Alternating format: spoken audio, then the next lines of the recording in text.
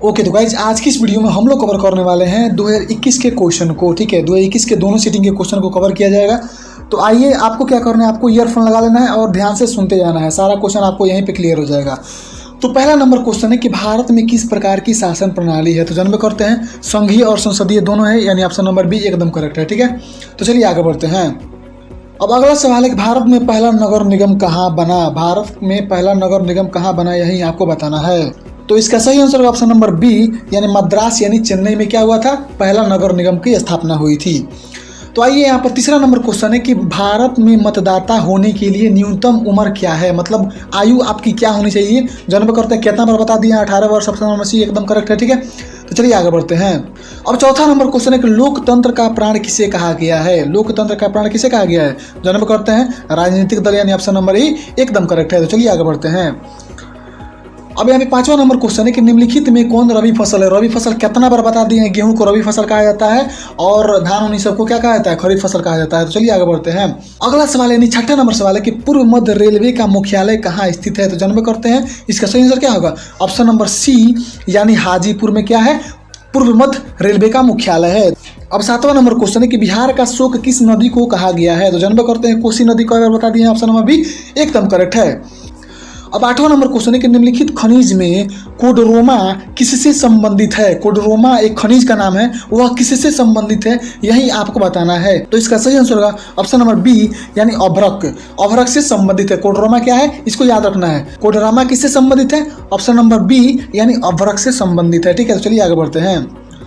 अब यहाँ पे 9वां नंबर क्वेश्चन है कि आपदा प्रबंधन का प्रमुख घटक है। आपदा प्रबंधन का प्रमुख घटक कौन है, यही आपको बताना है। तो इसका सही आंसर ऑप्शन नंबर डी यानी इनमें से सभी। आपदा आता है तो केवल एक आदमी के लिए नहीं आता है, सभी लोगों के लिए आता है। चाहे स्थानीय प्रशासन हो, चाहे स्वयंसेवी संगठन हो, चाहे गांव तथा मोहल्ले के लोग हो, सारे लोग कंट्रीब्यूशन करते हैं, सारे लोगों के लिए आपदा होता है। ठीक है, तो चलिए आगे बढ़ते हैं। अब यहाँ पे 10वां नंबर क्वेश्चन है कि मकान में आग लगने की स्थिति में क्या करनी चाहिए। मकान में जब आग लगता है तो उस समय क्या करनी चाहिए, यही आपको बताना है। तो इसका सही आंसर होगा ऑप्शन नंबर ए यानी अग्निशामक यंत्र को बुलाना चाहिए। ठीक है, जो आग बुझाने वाला यंत्र होता है ना, उसी को बुलाना चाहिए। ठीक है, तो चलिए आगे बढ़ते हैं। अब 11वां नंबर क्वेश्चन है कि इंफ्रारेड कैमरे का प्रयोग निम्न में से किस आपदा में किया जाता है। कौन सी ऐसी आपदा है जिसमें इंफ्रारेड कैमरे का उपयोग किया जाता है। तो इसका सही आंसर मुझे भी नहीं मालूम है, क्योंकि यार इसका सही आंसर गाइड में कह रहा है कि ऑप्शन नंबर सी यानी भूकंप कह रहा है। तो भूकंप कैसे होगा मुझे पता नहीं चल रहा है। अगर आपको इसका आंसर डिटेल में पता हो तो आप लोग चैट बॉक्स में नहीं तो कमेंट बॉक्स में बता दीजिएगा, मैं उसको पिन कर दूंगा। ठीक है, अब इंफ्रारेड कैमरा क्या होता है। इंफ्रारेड कैमरा उस कैमरा को कहते हैं जो अंधेरे में चीजों को डिटेक्ट करता है। समझ में आ रहा है, मतलब अंधेरे में आदमी हो गया, मेटल हो गया या कोई अन्य चीज हो गया, अंधेरे में डिटेक्ट करने के लिए इसका यूज किया जाता है। ठीक है, तो भूकंप कैसे होगा आंसर मुझे पता नहीं चल रहा है। इसका सही आंसर क्या होगा, ऑप्शन नंबर, हमको लग रहा है ऑप्शन नंबर डी ए होगा। अगर आप लोगों को कंफ्यूजन है कि ऑप्शन नंबर डी नहीं होगा तो आप लोग चैट बॉक्स में इसका डिटेल के साथ एक्सप्लेनेशन कर दीजिएगा, मैं आपके कमेंट को पिन कर दूंगा। ठीक है, तो चलिए आगे बढ़ते हैं।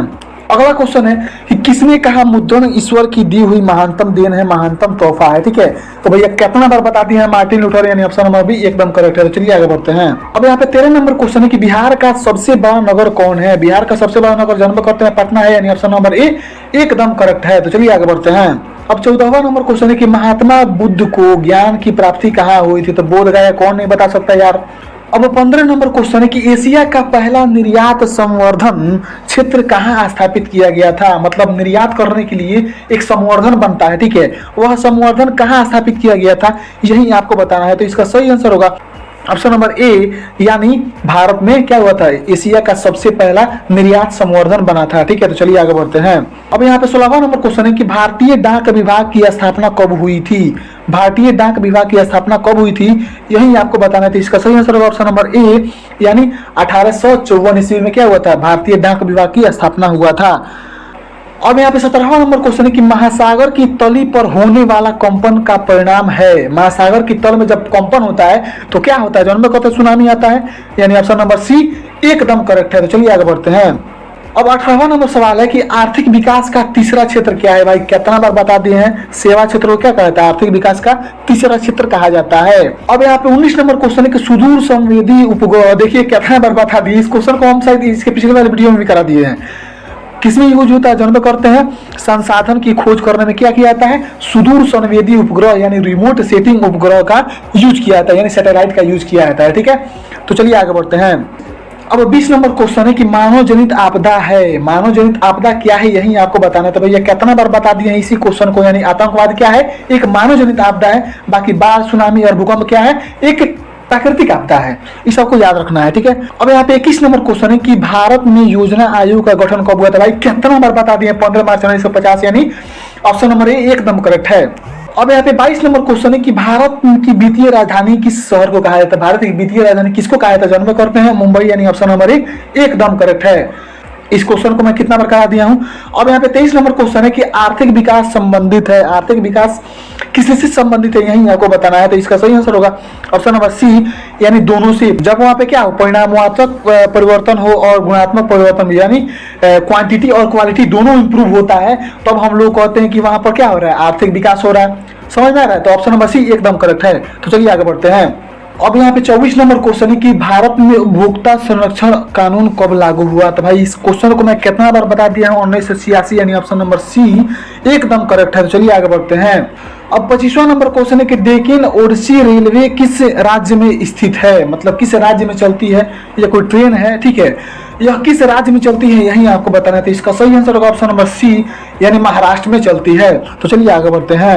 अब यहाँ पे 26 नंबर क्वेश्चन कह रहा है कि भारत का सबसे बड़ा रेलवे क्षेत्र कौन है, रेलवे क्षेत्र कौन है सबसे बड़ा, यही आपको बताना है। तो इसका सही आंसर होगा ऑप्शन नंबर ए, यानी पूर्वी रेलवे जो क्षेत्र है वह सबसे बड़ा क्षेत्र कहा जाता है रेलवे क्षेत्रों में। तो चलिए आगे बढ़ते हैं। अब अगला सवाल है कि 27 नंबर सवाल कि निम्न में कौन उपभोक्ता उद्योग है। तो भाई किसको कितना बार बता दिए हैं, चीनी उद्योग को क्या कहता है, उपभोक्ता उद्योग कहा जाता है। तो चलिए आगे बढ़ते हैं।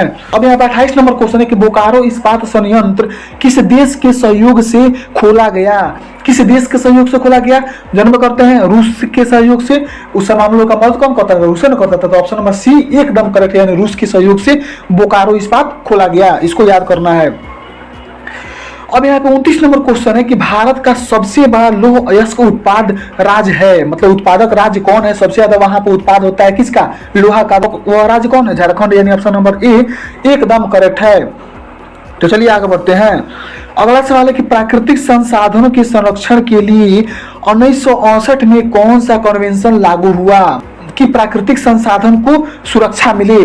तो उसका नाम था वेटलिस्ट कन्वेंशन, यानी ऑप्शन नंबर बी एकदम करेक्ट है। तो चलिए आगे बढ़ते हैं। और ये भी याद रखना है कि वेटलिस्ट कन्वेंशन 1968 ईस्वी में लागू हुआ था। तो चलिए आगे बढ़ते हैं। अब 31 नंबर क्वेश्चन है कि इटली और जर्मनी के एकीकरण में कौन विरुद्ध था, मतलब वह कौन देश था जो नहीं चाहता था कि इटली और जर्मनी का एकीकरण हो। तो उसका सही आंसर होगा ऑप्शन नंबर सी, यानी ऑस्ट्रिया नहीं चाहता था कि इटली और जर्मनी का एकीकरण हो। तो चलिए आगे बढ़ते हैं। 32 नंबर क्वेश्चन है कि जर्मनी के एकीकरण का प्रमुख वास्तुकार कौन था, मतलब जर्मनी के एकीकरण को कराने में सबसे ज्यादा भूमिका किसका था। तो इसका सही आंसर होगा ऑप्शन नंबर डी, यानी बिस्मार्क एकदम करेक्ट आंसर है। तो चलिए आगे बढ़ते हैं। अब यहाँ पे 33 नंबर क्वेश्चन है कि गोल घर का निर्माण कब हुआ, गोल घर का निर्माण पटना में हुआ है, वह कब हुआ है, यही आपको बताना है। तो इसका सही आंसर होगा ऑप्शन नंबर सी, यानी 1786 ईस्वी में क्या हुआ था, गोल घर का निर्माण हुआ था। अब यहाँ पे 35 नंबर क्वेश्चन है कि कार्ल मार्क्स की पुस्तक का नाम क्या है, ठीक है। तो देखिए डास कैपिटल तो उनका पुस्तक का नाम तो हाल ही है, लेकिन एक और पुस्तक लिखी थी, उनका नाम था क्या, कम्युनिस्ट मैनिफेस्टो, ठीक है। तो ये दोनों पुस्तक उनका ही लिखा हुआ है, इसलिए ऑप्शन नंबर डी एकदम करेक्ट होगा। मैं यहाँ पर टिक मार दे रहा हूँ, ऑप्शन नंबर डी, बी और सी दोनों इनका पुस्तक है, इसलिए ऑप्शन नंबर डी एकदम करेक्ट है। तो चलिए आगे बढ़ते हैं। अब 36 नंबर क्वेश्चन है कि भारत में महिला के लिए 50% आरक्षण की व्यवस्था निम्नलिखित में से किस संस्था में की गई थी। तो इस क्वेश्चन को मैं कितना बार करा चुका हूं, इसका सही आंसर होगा ऑप्शन नंबर सी, यानी पंचायती राज व्यवस्था में क्या है, 50% महिलाओं की भागीदारी है। तो चलिए आगे बढ़ते हैं। अब 37 नंबर क्वेश्चन है कि ग्राम पंचायत का कार्यकाल कितने वर्ष का होता है। ग्राम पंचायत का कार्यकाल मैं कितना बार बता दिया हूँ, ऑप्शन नंबर बी, यानी 5 वर्ष का कार्यकाल होता है ग्राम पंचायत में, यानी सरपंच लोग, पंच लोग, इस सब का कितना कार्यकाल होता है, 5 साल का, 5 साल बाद फिर से चुनाव होता है, ठीक है। तो ऑप्शन नंबर बी एकदम करेक्ट है। अब यहाँ पे 38 नंबर क्वेश्चन है कि भारत में राजनीतिक दलों को चुनाव चिन्ह कौन आवंटित करता है। मतलब देखिए इस क्वेश्चन को कितना बार बता दिए हैं भाई, मतलब चुनाव चिन्ह कौन बांटता है, आवंटित का मतलब होता है बांटना। तो इसका सही आंसर ऑप्शन नंबर डी, यानी चुनाव आयोग क्या करता है, चुनाव चिन्ह को बांटने का काम करता है। अब 39 नंबर क्वेश्चन है कि झारखंड का गठन कब हुआ था। तो भैया यह क्वेश्चन मैं कितना बार बता दिया हूँ भाई, इसका ऑप्शन नंबर सी यानी 15 नवंबर 2000 को क्या हुआ था, झारखंड का गठन हुआ था। यानी बिहार से झारखंड अलग हुआ था कब, 15 नवंबर 2000 को बिहार से झारखंड अलग हुआ था और झारखंड एक अलग राज्य बन गया था। ठीक है, तो चलिए आगे बढ़ते हैं। अब 40 नंबर क्वेश्चन है कि भारतीय संविधान की 8वीं अनुसूची में कितने भाषाओं को स्थान दिया गया। तो भैया इस क्वेश्चन को भी मैं कितना बार करा चुका हूं, कितने 22 भाषा को स्थान दिया गया है। ऑप्शन नंबर बी एकदम करेक्ट है। ठीक है, तो चलिए आगे बढ़ते हैं। अब 41 नंबर क्वेश्चन है कि किस घटना के विरोध में महात्मा गांधी ने अपने केसर ए हिंद की उपाधि त्याग दी। मतलब महात्मा गांधी को एक उपाधि मिला था केसर ए हिंद, उस उपाधि को किस घटना के विरोध में वह त्याग दिए थे। तो इसका सही आंसर होगा ऑप्शन नंबर बी यानी जालियांवाला बाग हत्याकांड जब हुआ था तो इसी घटना के दौरान भी अपने केसर ए हिंद की उपाधि त्याग दिए थे। तो चलिए आगे बढ़ते हैं। अब 42 नंबर क्वेश्चन है कि सविनय अवज्ञा आंदोलन की शुरुआत किस यात्रा से हुई। सविनय अवज्ञा आंदोलन की यात्रा, मतलब इस क्वेश्चन को हमें कई बार बता दिए हैं। 1930 से दांडी यानी ऑप्शन नंबर सी एकदम करेक्ट है। ठीक है, दांडी यात्रा से। अब 43 नंबर क्वेश्चन है कि विश्व में सर्वप्रथम मुद्रण की शुरुआत कहाँ हुई थी। मुद्रण की शुरुआत कहाँ हुई थी। तो भैया इस क्वेश्चन को भी मैं कितना बार करा चुका हूँ, ऑप्शन नंबर सी यानी चीन से हुई थी। तो चलिए आगे बढ़ते हैं। अब 34 नंबर क्वेश्चन है कि निम्नलिखित में कौन राष्ट्रीय दल नहीं है। कौन राष्ट्रीय दल नहीं है यही आपको बताना है। तो इसका सही आंसर है ऑप्शन नंबर डी यानी राष्ट्रीय जनता दल क्या है, राष्ट्रीय दल नहीं है, बाकी सारा चीज राष्ट्रीय दल है। अब यहाँ पे 45 नंबर क्वेश्चन है कि भारत ने गणतांत्रिक संविधान को कब अंगीकार किया। मतलब इसको कब अपनाया यही आपको बताना है। तो इसका सही आंसर होगा ऑप्शन नंबर सी यानी 26 जनवरी 1950 को क्या किया है, मतलब संविधान लागू हुआ था भारत देश में। ठीक है, तो चलिए आगे बढ़ते हैं। अब यहाँ पे 51 नंबर क्वेश्चन है कि किसने कहा मुद्रा वो है जो मुद्रा की कार्य करती है। तो इसका सही आंसर होगा ऑप्शन नंबर डी यानी हार्टले विदर्स, एक साइंटिस्ट नहीं बोलेंगे उनको, इकोनॉमिक्स बोलेंगे। इकोनॉमिक्स यानी अर्थशास्त्री थे जिन्होंने कहा कि भैया मुद्रा वो है जो मुद्रा की कार्य करती है। ठीक है, तो चलिए आगे बढ़ते हैं। अगला नंबर सवाल यानी 52 नंबर क्वेश्चन है कि भारत की आर्थिक व्यवस्था कैसी है। तो जन्म करते हैं ऑप्शन नंबर डी यानी मिश्रित अर्थव्यवस्था है यहाँ पर, यानी समाजवादी और पूंजीवादी दोनों है यहाँ पर, इसलिए ऑप्शन नंबर डी एकदम करेक्ट है यानी मिश्रित अर्थव्यवस्था है। अब यहाँ पे 53 नंबर क्वेश्चन है कि विकासशील देशों में कार्यशील जनसंख्या अधिकांशतः संलग्न है। मतलब विकासशील जो देश होते हैं उसमें सबसे ज़्यादा जनसंख्या कौन सा कार्य करता है यही आपको बताना है। तो इसका सही आंसर होगा ऑप्शन नंबर ए यानी कृषि क्षेत्र में संलग्न होते हैं। मतलब ज़्यादा जनसंख्या कृषि पर ही डिपेंडेंट रहता है विकासशील देश में। आप विकसित देश में जन्म करते हैं या तो सेवा क्षेत्र पर डिपेंड रहता है, नहीं तो औद्योगिक क्षेत्र पर डिपेंड रहता है। ठीक है, तो ऑप्शन नंबर ए एकदम करेक्ट है, याद रखना है कृषि क्षेत्र। अब यहाँ पे 54 नंबर क्वेश्चन है कि निम्न में कौन बहुराष्ट्रीय कंपनी है। बहुराष्ट्रीय कंपनी कौन है, जन्म करते हैं इनमें से सभी यानी कोको कोला, फोर्स मोटर और सैमसंग, सारा का सारा ये क्या है, बहुराष्ट्रीय कंपनी है, यानी ऑप्शन नंबर डी एकदम करेक्ट है यानी इनमें से सभी। तो अब यहाँ पे 55 नंबर क्वेश्चन है कि निम्नलिखित में कौन छोटे पैमाने का उद्योग है। तो इसका सही आंसर होगा ऑप्शन नंबर सी यानी खिलौने का जो उद्योग है वह एक छोटे पैमाने का उद्योग है। ठीक है, चलिए आगे बढ़ते हैं। अब यहाँ पे 56 नंबर क्वेश्चन है कि भारत का प्रथम तेल शोधक कारखाना कहाँ है। तो इसका सही आंसर होगा ऑप्शन नंबर सी यानी डिगबोई में। कोई मार देगा ऑप्शन नंबर बी यानी बरौनी में। तो बरौनी में नहीं होगा क्योंकि बरौनी कहाँ है, बिहार में है। ठीक है, अगर बिहार का पूछता है कि बिहार का सबसे प्रथम तेल शोधक कारखाना कहाँ स्थित है तो आप लोग आंसर देते बरौनी में। इसको क्यूज में मैं एक बार क्वेश्चन आया था तो इसमें सब कोई कंफ्यूज हो गया था। ठीक है, तो यहाँ पे कोई भी कंफ्यूजन नहीं होना चाहिए। अगर भारत का पूछेगा तो भैया कहिएगा आंसर क्या होगा, डिगबोई में। ठीक है, अगर बिहार का पूछेगा तो कहिएगा बरौनी में। ठीक है, तो चलिए आगे बढ़ते हैं। अब अगला सवाल यानी 57 नंबर क्वेश्चन है कि हिंद चीन में कोलोन किन्हें कहा जाता है। कोलोन किन्हें कहा जाता है यही आपको बताना है। तो इसका सही आंसर होगा ऑप्शन नंबर सी यानी फ्रांसीसी नागरिकों को जो हिंद चीन में रहते हैं उनको कोलोन कहा जाता है। तो चलिए आगे बढ़ते हैं। अब यहाँ पे 58 नंबर क्वेश्चन है कि इटली के एकीकरण में निम्न में किसका संबंध नहीं है। इटली के एकीकरण में किसका संबंध नहीं है यही आपको बताना है। तो इसका सही आंसर होगा ऑप्शन नंबर ए यानी बिस्मार्क का कोई संबंध नहीं था। तो चलिए आगे बढ़ते हैं। अब यहाँ पे 59 नंबर क्वेश्चन है कि युद्ध और शांति यानी वार एंड पीस पुस्तक किसने लिखी थी। भाई कई बार बता दिए, टॉलस्टॉय यानी ऑप्शन नंबर बी एकदम करेक्ट है। तो चलिए आगे बढ़ते हैं। अब यहाँ पे 60 नंबर क्वेश्चन है कि विश्वव्यापी आर्थिक संकट किस वर्ष आरंभ हुआ। विश्वव्यापी एक आर्थिक संकट आया था, वह किस वर्ष आया था यही आपको बताना है। तो इसका सही आंसर होगा ऑप्शन नंबर सी यानी 1929 ईस्वी में विश्वव्यापी आर्थिक संकट आया था।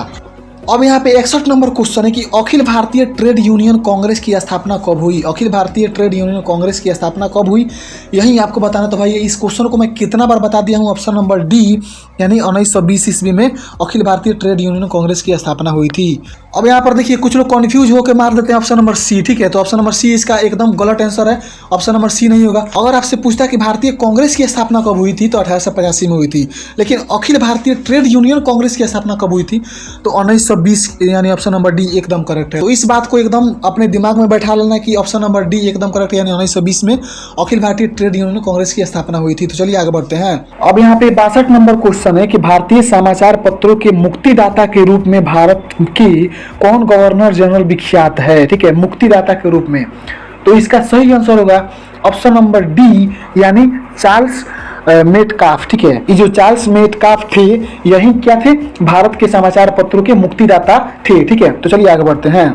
अब अगला सवाल है 63 नंबर सवाल, कह रहा है कि नमक कानून तोड़ने के लिए गांधी जी ने कौन सा स्थान चुना। तो भैया जन्म करते हैं 1930 दांडी, तो दांडी ऑप्शन नंबर बी एकदम करेक्ट है। तो चलिए आगे बढ़ते हैं। 64 नंबर क्वेश्चन है कि बंगाल का विभाजन कब हुआ। तो बंगाल का विभाजन हुआ ऑप्शन नंबर सी यानी 1905 ईस्वी में, ठीक है। कौन विभाजन कराया ये भी याद रखिएगा, लॉर्ड कर्जन ने इसका विभाजन कराया था, यानी बंगाल का विभाजन कौन कराया था, लॉर्ड कर्जन ने, ठीक है। तो चलिए आगे बढ़ते हैं। अब यहाँ पे 65 नंबर क्वेश्चन है कि निम्न में कौन कृषि पर आधारित नहीं है, कौन सा उद्योग है जो कृषि पर आधारित नहीं है। भाई इस क्वेश्चन को मैं कितना बार बता चुका हूँ। ऑप्शन नंबर डी यानी सीमेंट उद्योग क्या है, कृषि पर आधारित नहीं है। इसमें क्या होता है, चूना पत्थर से सीमेंट बनाया जाता है, ठीक है। तो इसमें कृषि का कोई भी सामान का यूज नहीं होता है। तो चलिए आगे बढ़ते हैं। अब अगला क्वेश्चन लौह अयस्क है। लौह अयस्क क्या है, नवीकरणीय संसाधन है, अनवीकरणीय संसाधन है, जैव संसाधन है या मानवकृत संसाधन। तो इसका सही आंसर होगा ऑप्शन नंबर बी यानी अनवीकरणीय संसाधन है। इसका कोई अता पता नहीं है, ये कब खत्म हो जाए, ठीक है। इसलिए यह एक अनवीकरणीय संसाधन है। तो चलिए आगे बढ़ते हैं। अब 67 नंबर क्वेश्चन है कि प्राकृतिक गैस पाई जाती है, प्राकृतिक गैस कहाँ पाई जाती है यही आपको बताना है। तो इसका सही आंसर होगा ऑप्शन नंबर सी यानी खनिज के तेल में, ठीक है, पेट्रोलियम में पाई जाती है। तो खनिज के तेल या पेट्रोलियम एक ही चीज होता है। तो ऑप्शन नंबर सी एकदम करेक्ट है। तो चलिए आगे बढ़ते हैं। अब यहाँ पे 68 नंबर क्वेश्चन है कि निम्न में कौन एशिया का सबसे बड़ा परमाणु शक्ति केंद्र है। परमाणु शक्ति केंद्र पूछ रहा है एशिया का। तो इसका सही आंसर होगा ऑप्शन नंबर ए यानी ऑप्शन सी क्यों मारा गया भाई, आप लोग समझ लीजिए। ऑप्शन नंबर ए क्या है, सबसे बड़ा परमाणु ऊर्जा केंद्र है एशिया भर में, ठीक है। और यह कहाँ है, भारत के महाराष्ट्र राज्य में है, ये भी याद रखना है। तो चलिए आगे बढ़ते हैं। अब 69 नंबर क्वेश्चन है कि निम्नलिखित उद्योगों में कौन सार्वजनिक क्षेत्र से संबंधित है। निम्नलिखित उद्योगों में यहाँ पर 4 उद्योग दिया है, कह रहा है कि इन निम्नलिखित उद्योगों में कौन सार्वजनिक उद्योग है। निजी नहीं बोला है, सार्वजनिक बोला है। तो इसका सही आंसर होगा ऑप्शन नंबर सी यानी बोकारो लौह इस्पात उद्योग जो है वह क्या है, एक सार्वजनिक उद्योग है। तो चलिए आगे बढ़ते हैं। अब यहाँ पे 70 नंबर क्वेश्चन पूछ रहा है कि फाल्टा विशेष आर्थिक क्षेत्र कहाँ स्थित है, ठीक है। तो इसका सही आंसर होगा ऑप्शन नंबर बी यानी पश्चिम बंगाल में है। वो जो एक सुंदरबन डेल्टा है ना, उसी के आसपास के जो क्षेत्र होता है उसको शायद कहा जाता है फाल्टा विशेष क्षेत्र। आप लोग थोड़ा सा सर्च करके देख लीजिएगा, मुझे उतना कंफर्म पता नहीं है, ठीक है। तो चलिए आगे बढ़ते हैं। अब यहाँ पे 70 नंबर क्वेश्चन है कि बिहार में सर्वाधिक आबादी किस जिला में है। बिहार में सर्वाधिक सबसे ज्यादा आबादी कहाँ है यही आपको बताना है। तो जन्म करते हैं ऑप्शन नंबर सी यानी पटना में है, ठीक है। तो 71 का ऑप्शन नंबर सी होगा यानी पटना होगा। चलिए आगे बढ़ते हैं। अब 72 नंबर क्वेश्चन कह रहा है कि विश्व व्यापार संगठन का मुख्यालय कहाँ है। कितना बार बता दिए, जेनेवा में, यानी ऑप्शन नंबर ए एकदम करेक्ट है, ठीक है। चलिए आगे बढ़ते हैं। अब 73 नंबर सवाल है कि एक समाजवादी अर्थव्यवस्था में सर्वाधिक बल किस पर दिया जाता है, सबसे ज्यादा बल किस पर दिया जाता है यही आपको बताना है। यह नया क्वेश्चन है, थोड़ा सा ध्यान से देख लीजिए। तो इसका सही आंसर होगा ऑप्शन नंबर डी यानी लोक कल्याण में, ठीक है। समाजवादी जो अर्थव्यवस्था होता है, जैसे चीन में समाजवादी व्यवस्था है, रूस में भी शायद यही है, ठीक है। तो वहां पे लोक कल्याण यानी लोगों का कल्याण ज्यादा किया जाता है, उसी पर मतलब ज्यादा फोकस किया जाता है, यानी लोगों का कल्याण होना चाहिए, ठीक है। तो चलिए आगे बढ़ते हैं। अब यहाँ पे 74 नंबर क्वेश्चन है कि भारतीय योजना आयोग के प्रथम अध्यक्ष कौन थे। तो इसका सही आंसर ऑप्शन नंबर सी यानी पंडित जवाहरलाल नेहरू जो थे वही क्या थे, प्रथम योजना आयोग के अध्यक्ष थे, ठीक है। तो चलिए आगे बढ़ते हैं। अब 75 नंबर सवाल है कि नरेगा कार्यक्रम के नाम के साथ किस व्यक्ति का नाम जोड़ा गया था। तो जन्म करते हैं महात्मा गांधी। नरेगा का पहले नाम क्या था, मनरेगा था, ठीक है। और उसके बाद 2007 की 2008 में ऐसे ही मतलब थोड़ा सा देख ली, 2009 में शायद, 2009 में महात्मा गांधी का नाम हटा दिया गया और केवल नरेगा कर दिया गया, यानी राष्ट्रीय रोजगार ऐसे ही कुछ है, गारंटी ऐसे करके कुछ नाम है इसका, ठीक है। तो उसको याद कर लीजिए, उसका फुल फॉर्म।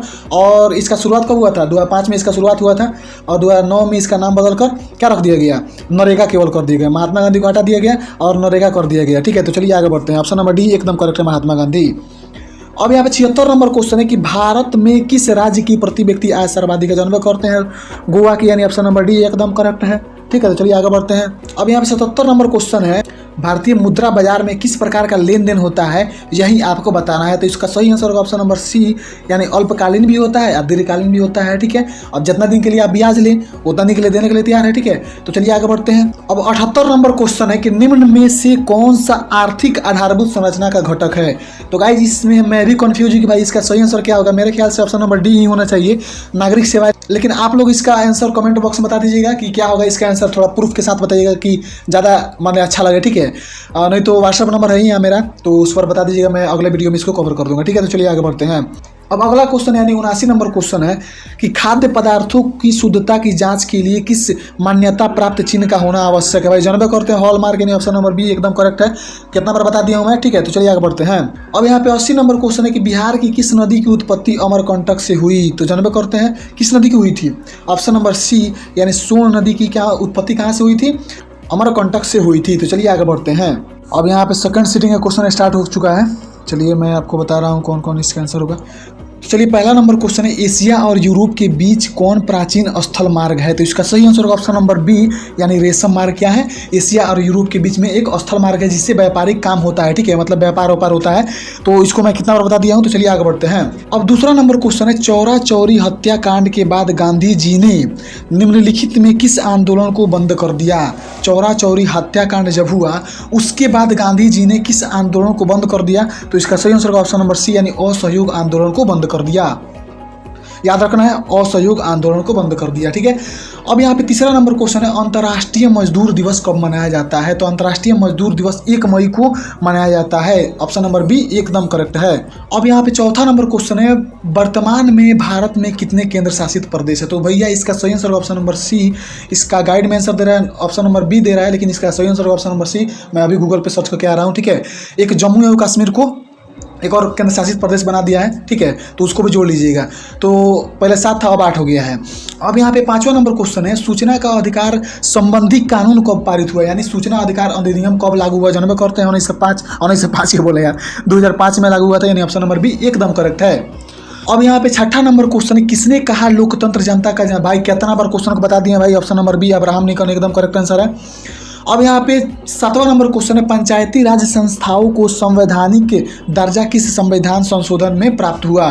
तो इसका सही आंसर होगा ऑप्शन नंबर बी, यानी 73वां, ठीक है। 73वां संशोधन जब हुआ तो अब क्या हुआ? पंचायती राज संस्था का संवैधानिक दर्जा मिला, यानी एकदम वही लोग परफेक्ट हो गए, ठीक है। तो चलिए आगे बढ़ते हैं। अब 8वां नंबर क्वेश्चन है, भारत में लोकतंत्र की सफलता में क्या बाधा है? यानी लोकतंत्र क्यों नहीं सफल हो पा रहा है, क्या बाधाएं आ रही है, वही आपको बताना है। तो इसका सही आंसर ऑप्शन नंबर डी, यानी अशिक्षा, गरीबी और बेरोजगारी, ये तीनों आ रहा है। इसके कारण क्या हो रहा है? भारत में लोकतंत्र असफल हो जा रहा है, ठीक है। तो अब 9वां नंबर क्वेश्चन है, बिहार में रज्जू मार्ग कहाँ है? बिहार में रज्जू मार्ग कहाँ है, यही आपको बताना। तो भैया जानबे करते हैं, र से रज्जू और र से राजगीर, तो राजगीर में इसका सही आंसर होगा ऑप्शन नंबर बी एकदम करेक्ट है। अब यहाँ पे 10 नंबर क्वेश्चन है, सासाराम नगर का विकास कब हुआ था? सासाराम नगर है उसका विकास कब हुआ था? मध्य युग में, यानी ऑप्शन नंबर ए एकदम करेक्ट है। अब यहाँ पे 11 नंबर क्वेश्चन है, गोविंद सागर कृत्रिम जलाशय संबंधित है। गोविंद सागर नाम का एक कृत्रिम जलाशय है, वह किससे संबंधित है, यही आपको बताना है। तो वह भाखड़ नांगल बांध से संबंधित है, ठीक है। तो चलिए आगे बढ़ते हैं। अब 12वां नंबर क्वेश्चन है कि सर्वाधिक भूस्खलन प्रवण राज्य कौन है? यानी सबसे ज्यादा भूस्खलन कहाँ होता है, यही आपको बताना है। तो इसका सही आंसर ऑप्शन नंबर ए, यानी उत्तराखंड में। तो चलिए आगे बढ़ते हैं। अब 13 नंबर क्वेश्चन है कि बिहार का कौन सा भाग सर्वाधिक सूखा प्रवण है? ठीक है, मतलब सबसे ज्यादा सूखा कहाँ होता है? तो भाई जानबे करते हैं बिहार का दक्षिण भाग में। इसका सही आंसर ऑप्शन नंबर सी, यानी दक्षिण बिहार में, ठीक है। यानी औरंगाबाद हो गया, गया हो गया, ये सब जो राज्य है ना, ये सब दक्षिण में आता है, यहीं पर ज़्यादा सुखाड़ होता है, ठीक है। इसका सही आंसर दिया है गाइड में, 13 का ए दिया है, ठीक है। तो 13 का ए नहीं होगा, ऑप्शन नंबर सी होगा। दक्षिण राज्य में ज़्यादा सुखाड़ आता है, उत्तर राज्य में सोच ढेर बाढ़ आता है, तो यहाँ पर सुखाड़ का कौन सवाल है, ठीक है। तो ऑप्शन नंबर सी एकदम करेक्ट है, दक्षिण बिहार में। अब यहाँ पे 14 नंबर क्वेश्चन कह रहा है कि 1871 में कोई संधि हुई थी, ठीक है। मतलब इसके कहने का मतलब कौन सी संधि हुई थी 1871 में? तो भाई जानबे करते हैं फ्रैंकफर्ट की संधि हुई थी, ऑप्शन नंबर ए एकदम करेक्ट है, ठीक है। तो चलिए आगे बढ़ते हैं।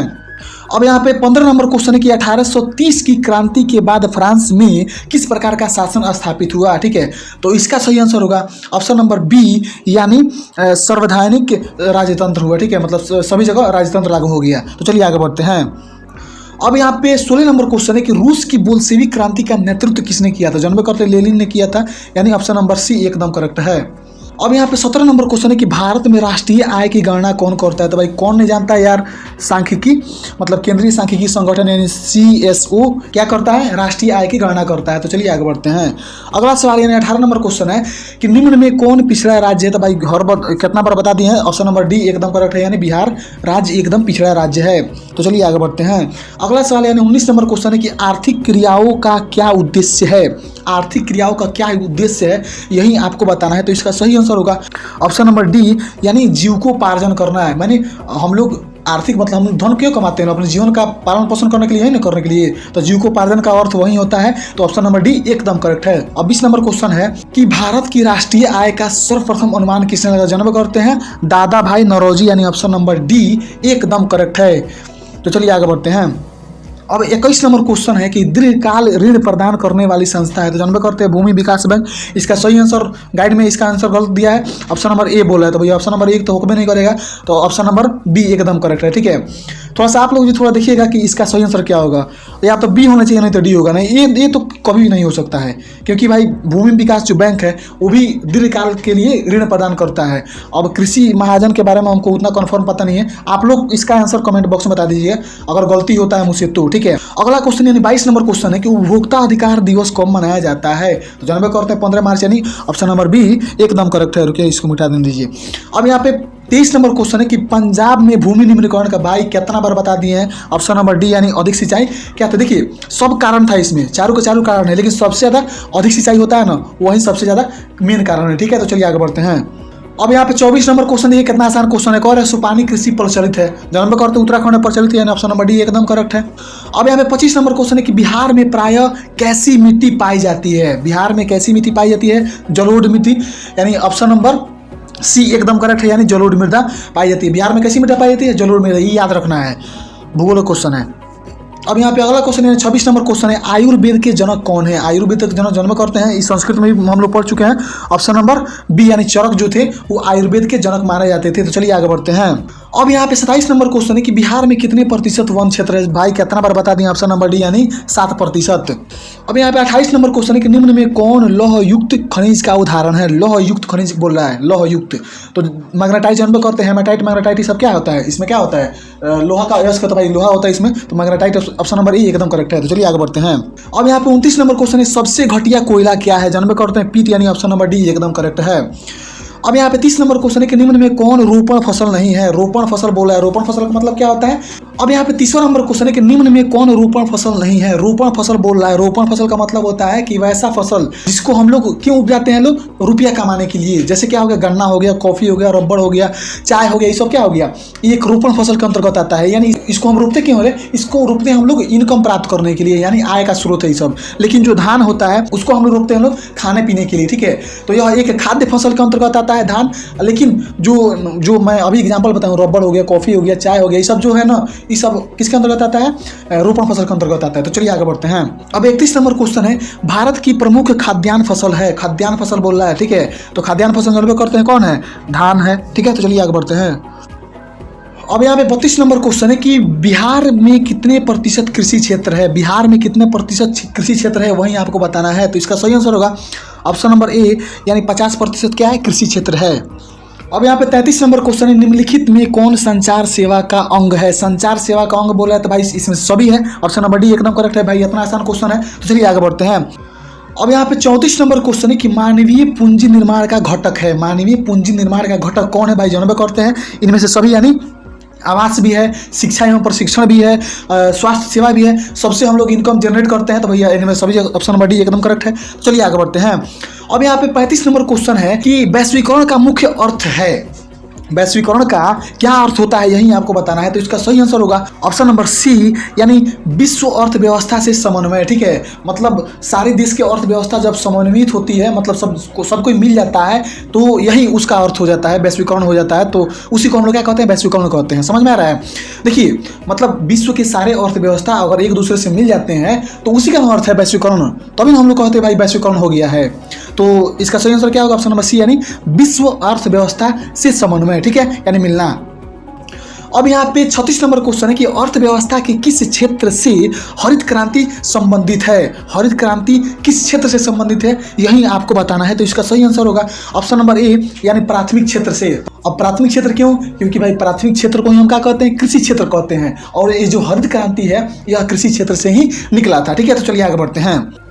अब यहाँ पे 37 नंबर क्वेश्चन है, निम्नलिखित में कौन सा संस्थान, निम्नलिखित में कौन सा संस्थान भारत में मुद्रा जारी करने के लिए अधिकृत है। तो भाई जानबे करते हैं, ऑप्शन नंबर ए, यानी रिजर्व बैंक ऑफ इंडिया क्या करता है, भारत में पैसा वैसा छापने का काम करता है। तो चलिए आगे बढ़ते हैं। अब यहाँ पे 38 नंबर क्वेश्चन है कि बिहार राज्य है, बिहार राज्य क्या है? भाई कृषि प्रधान देश है, जानबे करते हैं, देश बोल रहे हैं, राज्य है। तो चलिए आगे बढ़ते हैं।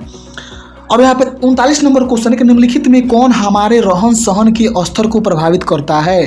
कौन रहन सहन के स्तर को प्रभावित करता है? भाई जन्म करते हैं ऑप्शन नंबर सी, यानी प्रति व्यक्ति आय। जिसका प्रति व्यक्ति आय जितना ही अधिक रहेगा वो उतना ही अमीर कहेगा। समझ में आ रहा है? तो ऑप्शन नंबर सी एकदम करेक्ट है। अब देखिए 40 नंबर क्वेश्चन कितना आसान क्वेश्चन कह रहा है कि बिहार में कितने जिले हैं। बोलो कौन नहीं बताएगा भाई, 38 को जिला है। तो ऑप्शन नंबर डी एकदम करेक्ट है। अब देखिए फिर से एक और आसान क्वेश्चन कर दिया है, कह रहा है कि संपूर्ण क्रांति का नेतृत्व किसने किया? भाई जानबे करते हैं, Jayaprakash Narayan. Option number D एकदम करेक्ट है। तो चलिए आगे बढ़ते हैं। अब यहाँ पे 42 नंबर क्वेश्चन है कि बांग्लादेश कब स्वतंत्र हुआ था। तो भाई कितना बार बता दिए हैं, 1971, यानी ऑप्शन नंबर सी एकदम करेक्ट है। तो चलिए आगे बढ़ते हैं। अब यहाँ पे 43 नंबर क्वेश्चन है कि भारत में किस राज्य में सर्वप्रथम पंचायती राज। भाई कितना बार क्वेश्चन को बता दिए, ऑप्शन नंबर ए, यानी राजस्थान में क्या हुआ था, पंचायती राज संस्था का शुरुआत हुआ था। तो चलिए आगे बढ़ते हैं।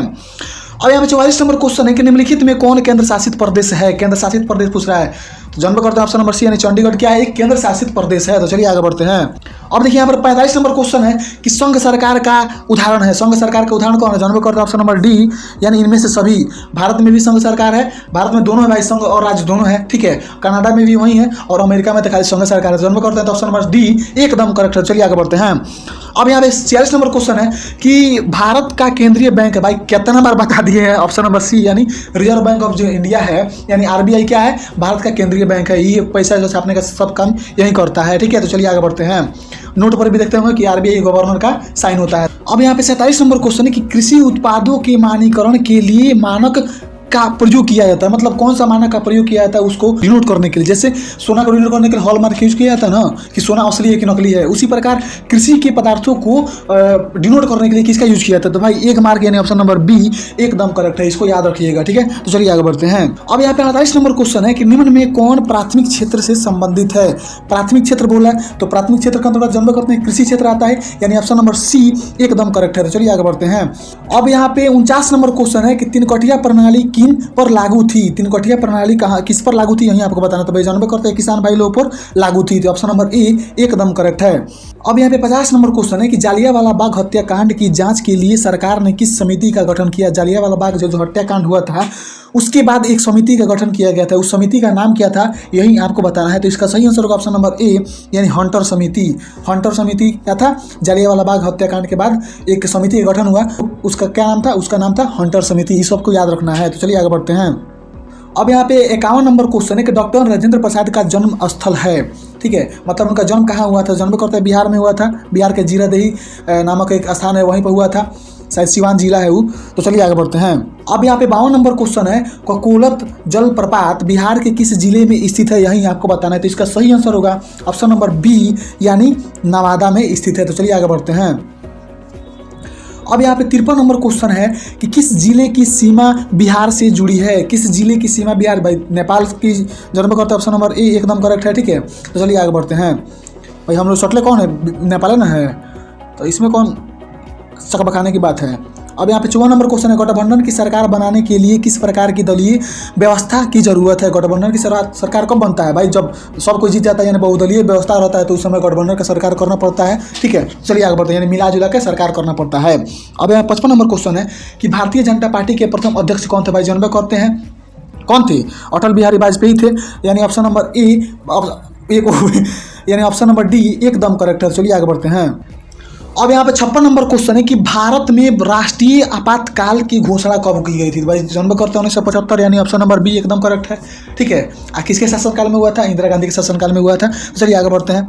अब यहाँ पे 57 नंबर क्वेश्चन है कि भूकंप केंद्र के ऊर्ध्वाधर पृथ्वी पर स्थित केंद्र को कहते हैं। तो क्या कहते हैं? जन्म का अधिकेंद्र। कितना बार बता दिए? ऑप्शन नंबर बी एकदम करेक्ट है, यानी अधिकेंद्र। अब यहाँ पे 58 नंबर क्वेश्चन है कि सुनामी संबंधित है। भाई जन्म करते हैं समुद्र से संबंधित है, तो ऑप्शन नंबर सी एकदम करेक्ट है। अब यहाँ पे 59 नंबर क्वेश्चन है कि मलबे के नीचे दबे लोगों का पता लगाने के लिए किस यंत्र का उपयोग किया जाता है? तो भाई किसका उपयोग किया जाता है? इंफ्रारेड कैमरा, यानी ऑप्शन नंबर सी एकदम करेक्ट है। हाँ, एक और बात, इंफ्रारेड कैमरे का यूज़ कहाँ होता है? तो हम उस समय थोड़ा सा कंफ्यूज थे, हम इसके बारे में नहीं जानते थे। तो भूकंप सही आंसर था। ठीक है, माने जब भूकंप आता है तो क्या होता है? घर उठा जाता है, घर उठा जाता है तो उसी में आदमी छपा पा जाता है। तो उस समय हम लोग इंफ्रारेड कैमरे का यूज करके आदमी का पता लगाते हैं भाई इसमें आदमी है कि नहीं। ठीक है, अंधेरे में क्या करता है? इंफ्रारेड कैमरे का यूज कहाँ होता है? अंधेरे में वस्तुओं को डिटेक्ट करने के लिए यूज होता है। ठीक है, तो इसका सही आंसर होगा ऑप्शन नंबर सी, यानी इंफ्रारेड कैमरा है। अब यहाँ पे 60 नंबर क्वेश्चन निम्नलिखित में प्राकृतिक आपदा कौन है? जानबे करते हैं ऑप्शन नंबर सी, यानी भूकंप जो है वो एक प्राकृतिक आपदा है, बाकी सबके सब रासायनिक बोल रहे हैं, मानव जनित आपदा है। अब यहाँ पे 61 नंबर क्वेश्चन है कि निम्न में कौन खरीफ फसल है? खरीफ फसल कौन है, यही आपको बताना। तो भाई जानबे करते हैं कौन खरीफ फसल है? भाई खरीफ फसल धान उगाया जाती है, ऑप्शन नंबर डी एकदम करेक्ट है। तो अब यहाँ पे 62 नंबर क्वेश्चन है कि ऑपरेशन फ्लड क्या है? तो देखिए इसमें हर कोई कंफ्यूज हो जाता है। भाई ऑपरेशन फ्लड आ गया, फ्लड का मतलब बाढ़ होता है, तो भाई बाढ़ करके आ जाएगा। ठीक है, लेकिन इसका सही आंसर होगा ऑप्शन नंबर बी, यानी डेयरी विकास। ठीक है, डेयरी यानी दूध के क्षेत्र में ये क्रांति हुआ था। श्वेत क्रांति को क्या कहते हैं? ऑपरेशन फ्लड के नाम से जाना जाता है। 1970 के आसपास इस क्रांति का शुरुआत हुआ था। जैसे हरित क्रांति है ना, उसी प्रकार दूध या मतलब धावल क्रांति ऐसे कुछ कहा जाता है, श्वेत क्रांति कहा जाता है। ठीक है, तो डेयरी विकास इसका सही आंसर होगा ऑप्शन नंबर बी एकदम करेक्ट है। तो चलिए आगे बढ़ते हैं। अब यहाँ पे 62 नंबर क्वेश्चन है रिजर्व बैंक ऑफ इंडिया की स्थापना कब हुई? भाई कितना बार बता दिया? 1935, यानी ऑप्शन नंबर बी एकदम करेक्ट है। चलिए आगे बढ़ते हैं। अब यहाँ पे 64 नंबर क्वेश्चन है कि भारत में पहली सूती मिल कहाँ स्थापित हुआ था? तो भाई जानबे करते हैं कहाँ स्थापित हुआ था? तो ऑप्शन नंबर बी, यानी मुंबई में स्थापित हुआ था। ऑप्शन नंबर बी एकदम करेक्ट है। कोई सूरत मार देगा, सूरत नहीं होगा, ऑप्शन नंबर बी यानी मुंबई होगा। तो चलिए आगे बढ़ते हैं। अब यहाँ पे 65 नंबर क्वेश्चन है कि जर्मनी के एकीकरण के लिए कौन उत्तरदायी है? जर्मनी के एकीकरण के लिए कौन उत्तरदायी है, यही आपको बताना है। तो इसका सही आंसर होगा ऑप्शन नंबर बी, यानी बिस्मार्क उत्तरदायी है। अब यहाँ पे 66 नंबर क्वेश्चन है कि फ्रैंकफर्ट की संधि कब हुई थी? 1871। जन्म करते ऑप्शन नंबर डी एकदम करेक्ट है। तो चलिए आगे बढ़ते हैं। अब यहाँ पे सेफ्टी लैंप्स का आविष्कार किसने किया? जानबे करते हैं हेम्फ्री डेवी, यानी ऑप्शन नंबर ए एकदम करेक्ट है। तो चलिए आगे बढ़ते हैं। अब यहाँ पे 68 नंबर क्वेश्चन है भारत छोड़ो आंदोलन का प्रसिद्ध नारा क्या था? तो जानबे करते हैं करो या मरो, यानी ऑप्शन नंबर बी एकदम करेक्ट है।